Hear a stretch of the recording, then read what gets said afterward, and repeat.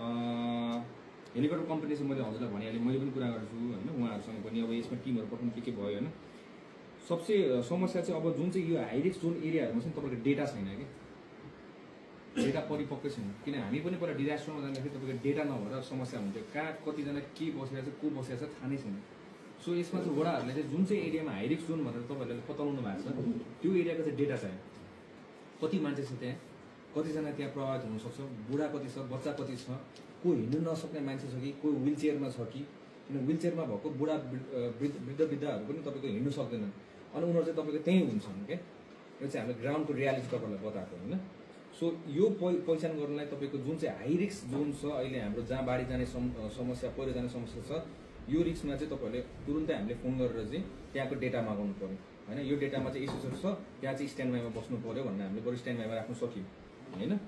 अर्को कुरा भने यसलाई रिलोकेसन गर्ने प्रिपेयर्डनेस हामीसँग के छ। फर इक्जाम्पल त्यहाँ बाढी गइहाल्यो भने अब यो मान्छेलाई सार्नु पऱ्यो होइन। सार्दाखेरि कहाँ सार्ने, कुन ठाउँमा सार्ने, त्यसको व्यवस्थापन के। तपाईँको यसमा त सशस्त्र प्रहरी बलको तपाईँको यही छ, सिसिएमसी छ होइन। यो सिसिएमसी के छ तपाईँको हाम्रो त विपद व्यवस्थापन त्यो मध्येमा एउटा बुझा छ जहाँ चाहिँ तपाईँको रिलोकेसनको उयो छ क्या, आइडिया छ क्या। त्यो कसरी रिलोकेसन गर्ने, कहाँ राख्ने, अनि कसरी त्यसलाई सेनिटाइजेसनदेखि लिएर तपाईँको रिहेबिलिटेसनसम्म कसरी गर्ने भन्ने एउटा आइडिया छ होइन। त्यसलाई चाहिँ इम्प्लिमेन्टेसनमा हामी जानु पर्यो होइन। त्यो भएपछि तपाईँको एटलिस्ट बाढी आइहाल्यो भने नि यो मान्छेहरूलाई दुःख पाउँदैन, उहाँहरूलाई ठाउँमा राख्न सकिन्छ होइन। सुरुमा प्रिपेयर्डनेस पछि बल्ल त्यसपछि राहतको आउँछ। फर्स्ट कुरा त रेस्क्यु गर्नु पर्यो होइन। रेस्क्यु गर्नुलाई तपाईँको यो एउटा गर्ने चाहिँ सजिलो हुन्छ हामीलाई। अनिको तपाईँको यो जुन चाहिँ पानीको बहाव बढ्दैछ भने अब हामीले आज अब यो बागमतीमा तपाईँको यो रेड जोन आइसक्यो होइन।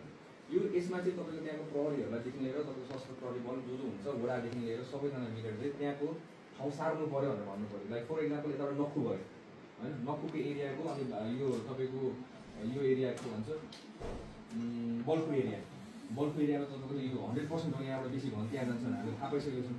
त्यही भएर सुरुदेखि नै उहाँहरूले चाहिँ त्यहाँ त ल अहिले रिक्स हुनसक्छ बेलासम्म तपाईँहरू अहिले रिलोकेसन भएर अर्को ठाउँमा गएर होटलमा हुन्छ कि त्यहाँ गएर बस्नुहोस्